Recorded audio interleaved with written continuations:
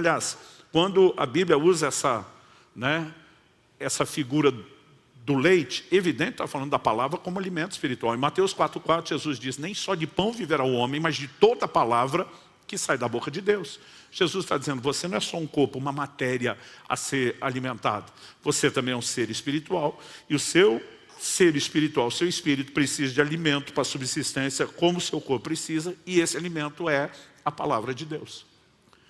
Em Hebreus, no capítulo 5, ele vai falar, inclusive, sobre o que a gente pode chamar de um padrão de dieta diferenciado. Verso 11. A esse respeito, temos muitas coisas a dizer, coisas difíceis de explicar, porque vocês ficaram com preguiça de ouvir. Outras traduções diz, se tornaram lentos para aprender, negligentes para ouvir. Do que ele está falando? Verso 12. Pois quando já deviam ser mestres, levando em conta o tempo decorrido, vocês têm novamente necessidade que alguém lhes ensine quais são os princípios elementares dos oráculos de Deus. Oráculo, né? Está falando da palavra oral, falada de Deus. Passaram a ter a necessidade de leite e não de alimento sólido. Verso 13, ora, todo aquele que se alimenta de leite é inexperiente na palavra da justiça porque é criança. Mas o alimento sólido é para os adultos, para aqueles que pela prática têm as suas faculdades exercitadas para discernir não somente o bem, mas também o mal. Então, ninguém cresce sem tempo, mas ao mesmo tempo só o tempo não garante. Nós precisamos de algo que é prático. A Bíblia diz, aqueles que pela prática têm as suas faculdades exercitadas para discernir o bem e o mal. Né? Algo difícil é você convencer um novo convertido de mudar em qualquer área da vida dele, se ele não está se expondo à palavra de Deus. Porque ela é a única coisa que tem a capacidade de aguçar as nossas faculdades para ir distinguindo. Isso é mal, isso é bom. Isso é mal, isso é bom. Isso é mal, isso é bom. E há um envolvimento prático com as Escrituras que nos permite, por meio, quanto mais nos alimentamos dela, crescer e mudar, inclusive, o padrão da dieta.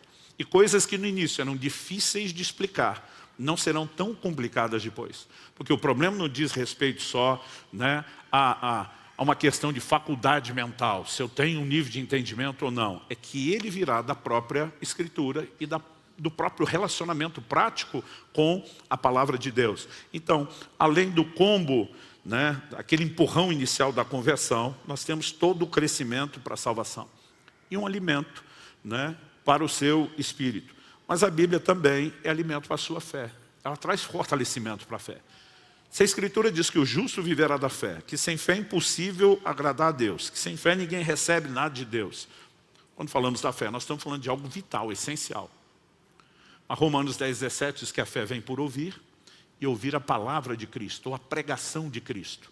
Então, como podemos esperar que haja fé para quem não alimenta a sua fé?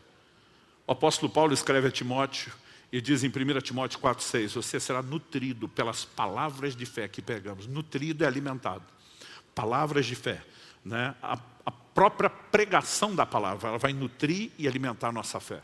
Uma vez perguntaram para F.F. Bosworth, foi um evangelista muito usado por Deus em curas e milagres. E perguntaram para ele, por que você acha que alguns cristãos têm tanta dificuldade de receber a sua cura? E a resposta dele foi muito interessante. Ele diz, porque eles alimentam o seu corpo com 3 refeições quentes por dia, mas o seu espírito com um sanduíche frio por semana. Então nós precisamos entender qual a importância de alimentar a própria fé com a palavra de Deus. Isso vai fazer toda a diferença na minha e na sua caminhada. Além disso tudo, nós precisamos entender que nesse crescimento da salvação, nesse desenvolvimento da salvação, o ser humano, ele é um ser tripartido, composto de 3 partes distintas.